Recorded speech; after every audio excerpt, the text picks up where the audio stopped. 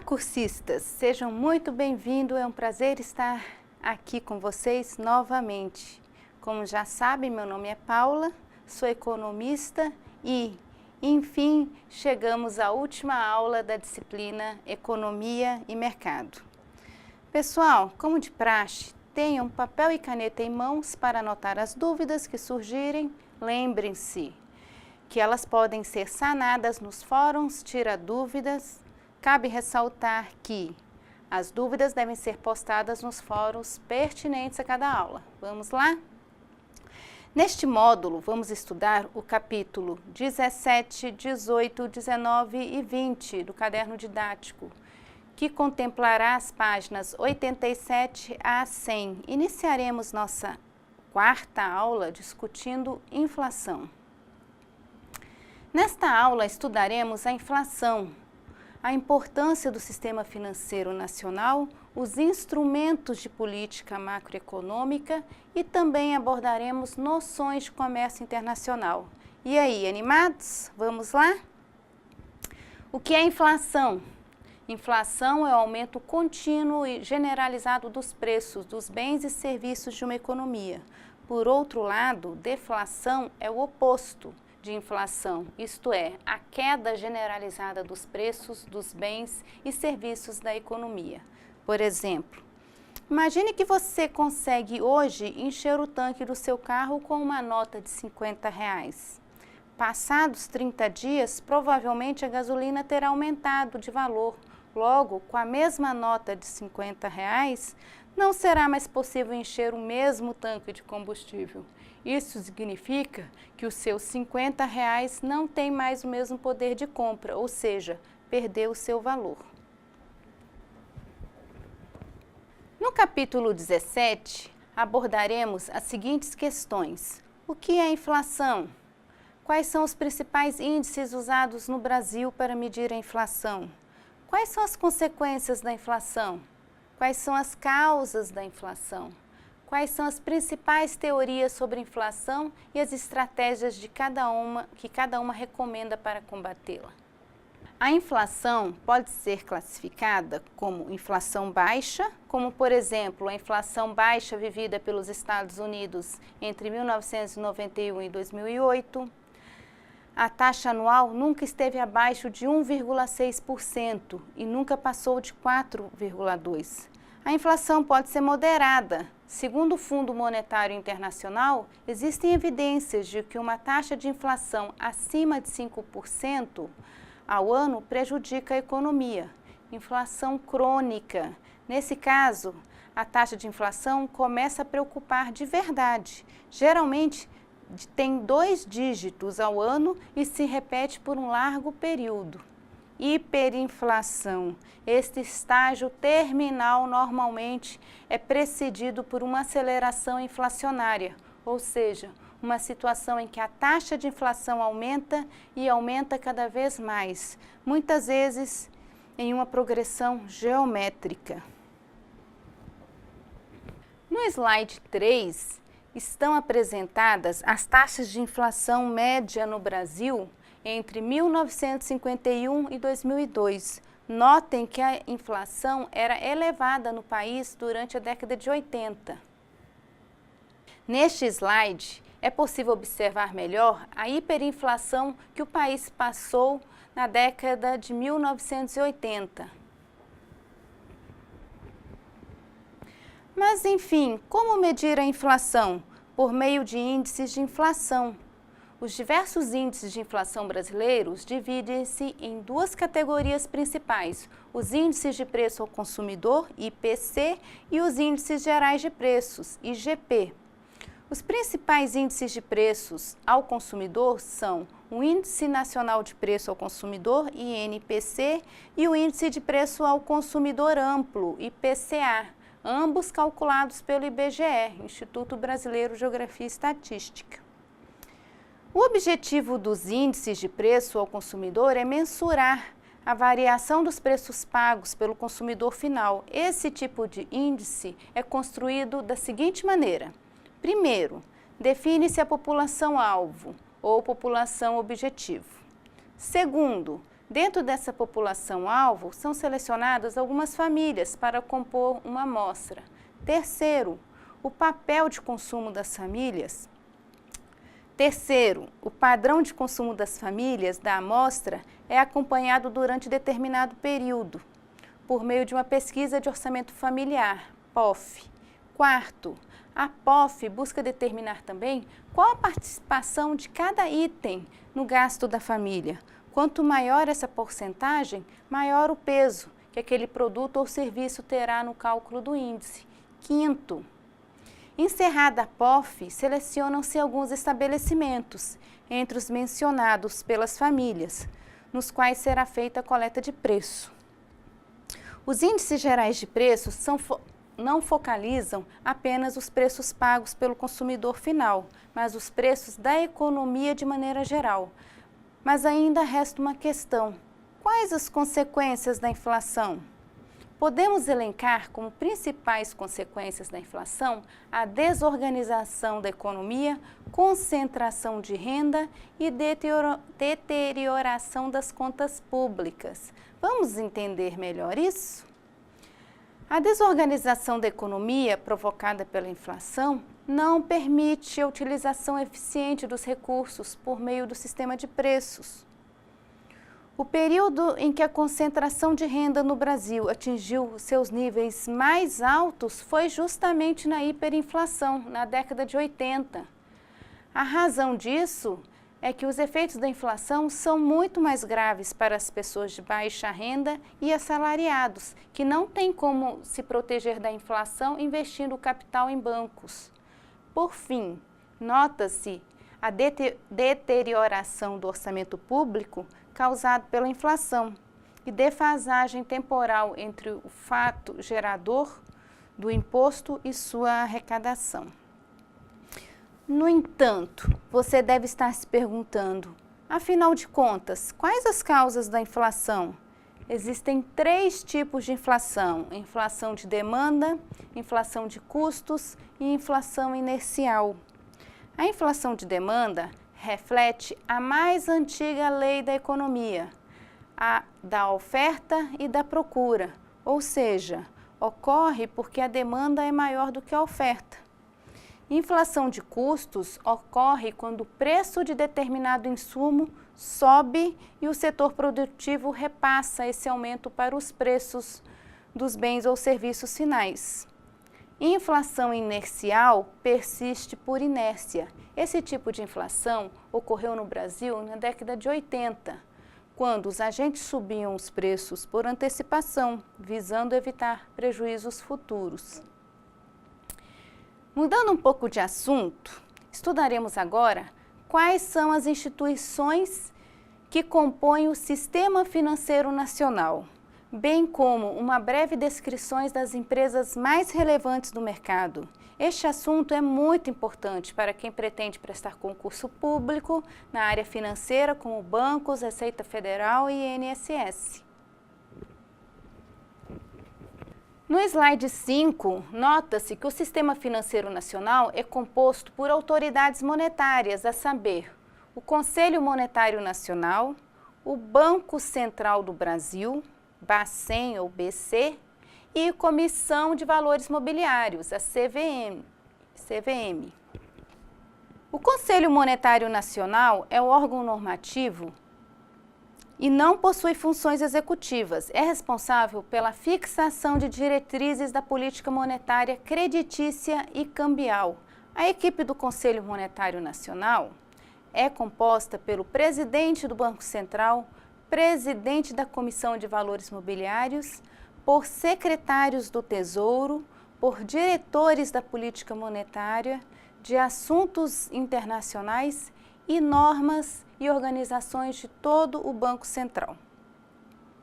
As principais funções do Conselho Monetário Nacional são: primeiro, autorizar a emissão de papel moeda. Segundo, disciplinar o crédito e suas formas operacionais. Terceiro, estabelecer limites para a operação bancária. Quarto, regular a constituição, o funcionamento e a fiscalização das instituições financeiras. Banco Central do Brasil é considerado o Banco dos Bancos, órgão normativo e regulador do mercado financeiro nacional. As competências do Banco Central são: primeiro, emitir papel moeda e metálica com autorização do Conselho Monetário Nacional. Segundo, executar serviços do meio circulante. Terceiro, receber o recolhimento compulsório. Quarto, realizar operações de redesconto. Quinto, regular a execução de compensação de cheques. Sexto, comprar e vender títulos públicos federais. Sétimo, exercer o controle do crédito total. Oitavo, fiscalizar instituições financeiras. Nono, controlar o fluxo de capitais estrangeiros no país. Décimo, autorizar o funcionamento, bem como as competências para qualquer cargo de direção em empresas financeiras. Ufa! Como o Banco Central é importante e como tem funções a cumprir. A Comissão de Valores Mobiliários foi criada em 7 de dezembro de 1976, com a finalidade de disciplinar, fiscalizar e desenvolver o mercado de valores mobiliários no Brasil. A CVM é a autarquia federal responsável pelo mercado de capitais. No slide 6, são apresentadas as autoridades monetárias de apoio ao sistema financeiro nacional, que são os Banco do Brasil, Banco Nacional de Desenvolvimento e a Caixa Econômica Federal. O Banco do Brasil é o mais antigo banco comercial do Brasil e foi criado em 12 de outubro de 1808 pelo príncipe regente Dom João VI. É uma sociedade de economia mista e de capital público e privado. É também uma empresa aberta que possui ações cotadas na Bolsa de Valores de São Paulo, da BMF-Bovespa. O Banco do Brasil opera como agente financeiro do governo federal e é o principal executor das políticas de crédito rural e indústria. Banco Nacional de Desenvolvimento é responsável pela política de desenvolvimento de longo prazo do governo federal. Suas principais atribuições são: primeiro, impulsionar o desenvolvimento nacional. Segundo, fortalecer o setor empresarial. Terceiro, promover o desenvolvimento integrado das atividades agrícolas, industriais e de serviços. Quarto, promover o crescimento e diversificação das exportações. Caixa Econômica Federal é o agente responsável pela operacionalização dos programas habitacionais e de saneamento básico. Também é conhecida como Banco do Trabalhador, porque repassa o seguro-desemprego, o FGTS e o PIS. Existem outras instituições importantes de apoio ao sistema financeiro nacional. São instituições de curto prazo, instituições de médio e longo prazo, instituições de crédito para financiamentos de bens e consumo duráveis, sociedades de crédito, financiamentos e investimentos, sistemas financeiros de habitação, instituições e intermediação de mercado de capitais, instituições de seguro e de capitalização, instituições de arrendamento mercantil. Vamos conhecê-los melhor? Instituições de crédito curto prazo são constituídos pelos bancos comerciais, caixas econômicas e bancos cooperativos. Instituições de médio e longo prazo são compostos por bancos de desenvolvimento e bancos de investimentos. Instituições de crédito para financiamentos de bens e de consumos duráveis. Sociedades de crédito, financiamentos e investimentos, a Caixa Econômica. Sistema financeiro de habitação são compostos por Caixa Econômica, associações de poupança e empréstimos e sociedades de crédito imobiliário. Instituições de intermediação de mercado de capitais são formados por sociedades corretoras, sociedades distribuidoras e investidores institucionais.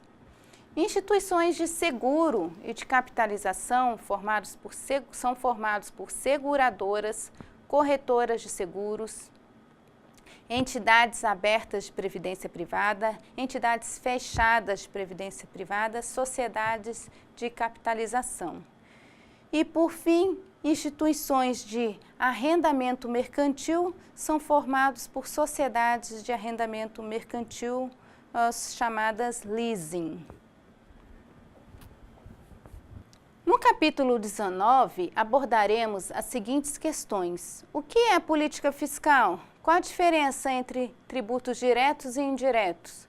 Quais são os problemas decorrentes de uma tributação predominantemente indireta? Quais as diferenças entre tributos progressivos e regressivos? Como as despesas públicas podem ser classificadas? Qual a diferença entre superávit, primário, operacional e nominal? O que é dívida pública e quais seus principais indicadores? A política fiscal trata do comportamento das receitas e despesas do setor público, bem como sua administração. Desta forma, o governo irá administrar suas receitas e despesas de modo a deixar mais ou menos recursos disponíveis no mercado, conforme a necessidade do período. A política fiscal pode ser classificada como contracionista ou expansionista. O governo optará por uma delas para atender seus objetivos em um dado momento econômico.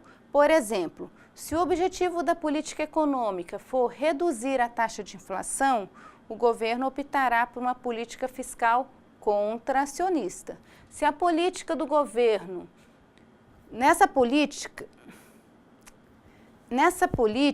o governo diminuirá gastos públicos e o aumentará a carga tributária, a fim de diminuir o consumo e a quantidade de moeda em circulação. Com essas medidas, os gastos da coletividade diminuirão, uma vez que, com o aumento da carga tributária, o preço final dos produtos e serviços será maior. Consequentemente, isso faz com que o consumo diminua. A União, estados e municípios têm o poder de tributar, isto é, de cobrar uma prestação pecuniária compulsória dos cidadãos e empresários a fim de financiar os gastos públicos. Tributos podem ser classificados como diretos e indiretos. Tributos diretos são aqueles cujos contribuintes arcam integralmente com seu pagamento. Em geral, incidem sobre renda e propriedade. Tributos indiretos são aqueles cujos contribuintes podem transferir o ônus do pagamento, no todo ou em parte, para terceiros. No slide 10, observamos a distribuição aproximada da carga tributária entre tributos diretos e indiretos e contribuições sociais efetivas no Brasil. Os principais problemas decorrentes de uma tributação predominantemente indireta são perda de competitividade da produção nacional, dificuldade da população para perceber quanto está pagando de imposto e, o mais grave, uma sobrecarga maior sobre os mais pobres, dado que, proporcionalmente, eles despendem uma parte maior de sua renda com o consumo. Outra forma de classificar os tributos é quanto à base de incidência. Os progressivos são aqueles que aumentam à medida que se avança pela pirâmide socioeconômica e taxando mais pesadamente os mais ricos. E os regressivos são aqueles que aumentam à medida que se descende pela pirâmide socioeconômica, recaindo com mais força sobre os mais pobres. Do resultado da arrecadação com impostos e dos gastos públicos, obtemos situações de superávit ou déficit, primário, operacional e nominal. Dizemos que uma economia teve superávit primário quando as receitas superam as despesas. superávit primário nos indica que as finanças públicas estão em ordem, ou seja, se o governo está ou não gastando de acordo com as suas receitas. É por isso que tal indicador também é conhecido como esforço fiscal. Por fim, a dívida pública é tudo aquilo que o setor público deve. Seus principais indicadores são a relação entre dívida pública e PIB da economia, a relação entre dívida externa e o volume de exportações, o prazo das dívidas e o tipo de rentabilidade dos títulos de dívida emitidos pelo país. Pessoal, estamos chegando ao fim do nosso curso. Abordaremos agora nosso último assunto, o setor externo. Neste capítulo, estudaremos o termo balança comercial, globalização, blocos econômicos, entre outros. Neste capítulo, abordaremos as seguintes questões. O que é teoria da vantagem comparativa? O que a teoria da vantagem comparativa nos diz sobre o livre comércio entre os países? Quais são as 3 principais justificativas para o protecionismo? Qual a diferença entre barreiras tarifárias e não tarifárias? O que é balanço de pagamento e quais as contas compõem? O que é balança comercial? O que é globalização? O que são blocos econômicos? A teoria da vantagem comparativa é, até hoje, o argumento mais forte a favor do livre comércio entre os países. A grande inovação foi demonstrar que, mesmo quando um país tem vantagem absoluta na produção de 2 bens, ainda assim pode lhe ser benéfico especializar-se em um deles e adquirir o outro no estrangeiro, caso ele tenha uma vantagem comparativa na produção do primeiro bem. Segundo economistas liberais como Adam Smith e David Ricardo, na ausência de intervenção por parte do Estado, os agentes de uma economia alocam seus recursos de maneira mais eficiente ou racional possível, guiados pelo sistema de preços relativos. O ensaio de Ricardo juntou-se ao arsenal argumentativo dos livre-cambistas, grupo que defendia as trocas comerciais livres entre os países, sem quaisquer barreiras, opondo-se assim aos chamados protecionistas. Se o livre comércio tem como principal argumento a teoria da vantagem comparativa, o protecionismo apoia-se em 3 justificativas básicas: a necessidade de proteger a indústria nascente, a necessidade de substituir importações para refrear a deterioração dos termos de troca, o direito de proteger-se do comércio desleal. De modo geral, as medidas protecionistas podem ser divididas em 2 grandes grupos: as barreiras tarifárias e as barreiras não tarifárias. As barreiras tarifárias nada mais são do que os impostos de importação. Os principais efeitos da imposição de uma barreira tarifária sobre uma economia são aumento do preço nacional, aumento da produção nacional e, consequentemente, do nível de emprego, e a diminuição da demanda nacional.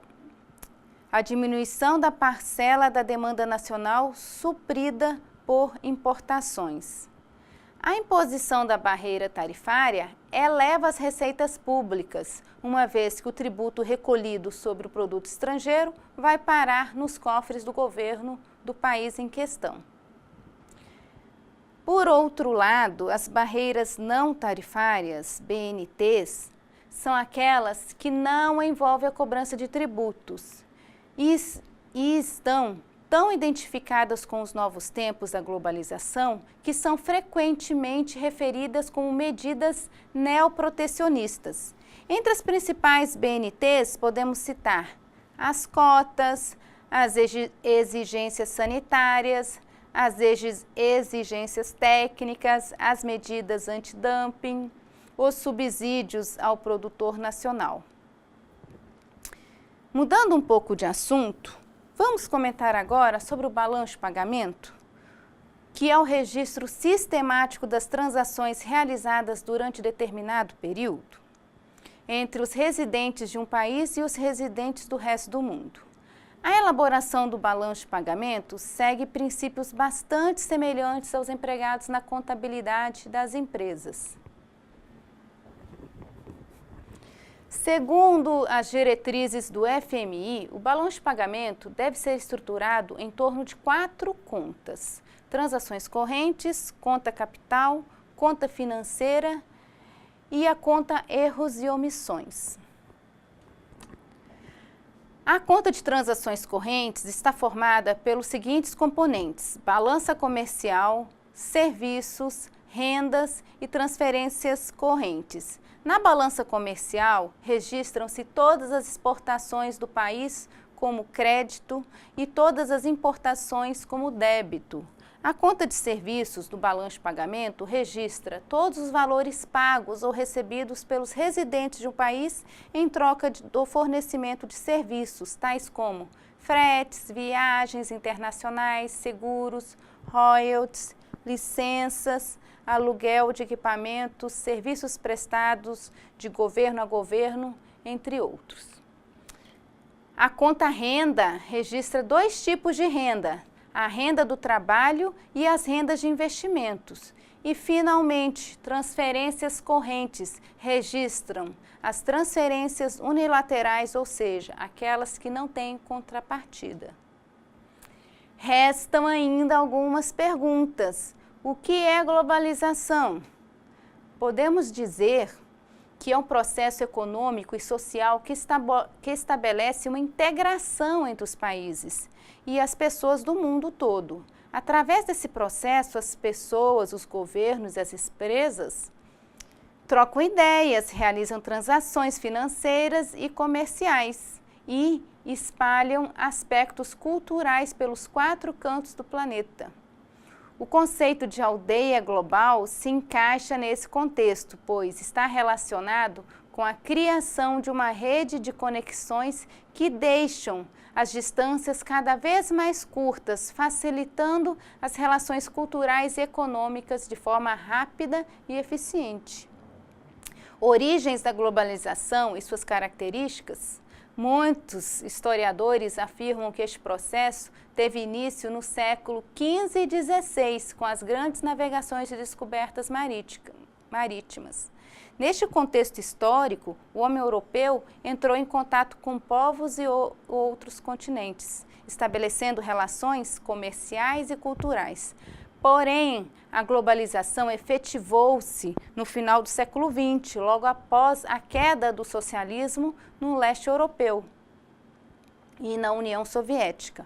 O neoliberalismo, que ganhou força na década de 1970, impulsionou o processo de globalização econômica.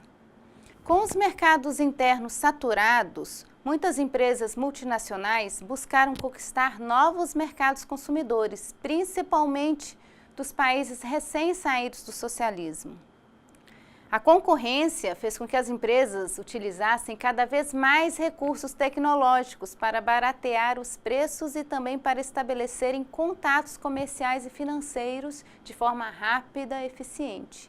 Neste contexto, entra a utilização da internet, das redes de computadores, dos meios de comunicação via satélite, entre outros. Uma outra característica importante da globalização é a busca pelo barateamento dos processos produtivos pelas indústrias.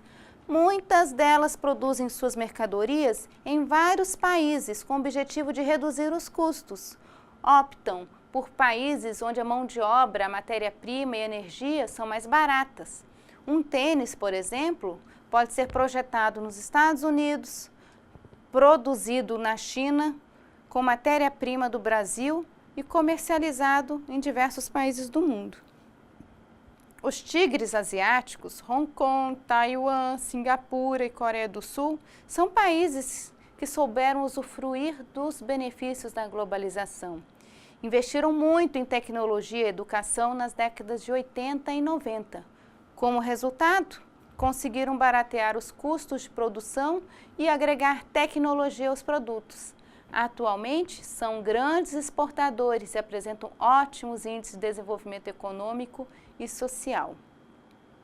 Enfim, nosso último conceito. O que são blocos econômicos dentro desse processo econômico? Muitos países se juntaram e formaram blocos econômicos, cujo objetivo principal é aumentar as relações comerciais entre os membros. Neste contexto, surgiram a União Europeia, o Mercosul, a Comecon, o NAFTA, o Pacto Andino e a APEC. Estes blocos se fortalecem cada vez mais e já se relacionam entre si. Dessa forma, cada país, ao fazer parte de um bloco econômico, consegue mais força nas relações comerciais internacionais. Enfim, pessoal, com isso a gente termina os 20 capítulos do caderno didático.